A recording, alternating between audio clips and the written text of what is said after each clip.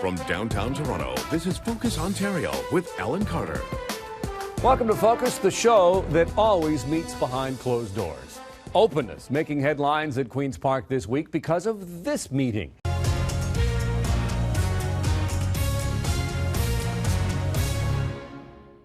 Hi there, thanks for joining us for this edition of Focus Montreal. On today's show, we'll talk to the author of a unique picture book that celebrates Little Burgundy and its most famous resident. And we'll hear from a woman who has spent 10 years spreading hope and hugs through the Shoebox program. But we're starting with the much talked about plan to bring thousands of Syrian refugees here by the end of this year. This is Focus Saskatchewan.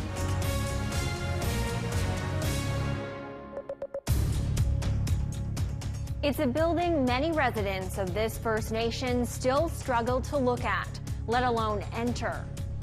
This area was where children were put in when they're being disciplined.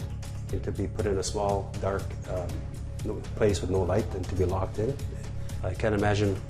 So then why does the chief want to turn this former residential school back into a place of learning? We'll explain.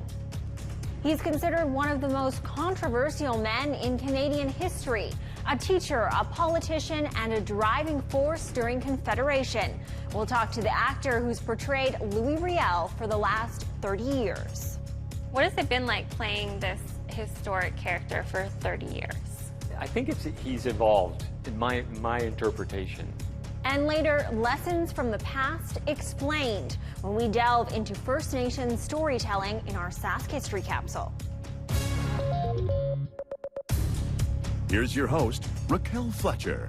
Good evening and thanks for joining us. The residential school system has left a painful legacy in Canadian history. Aboriginal children were removed from their homes and communities and forced into these schools where many of them suffered terrible abuses.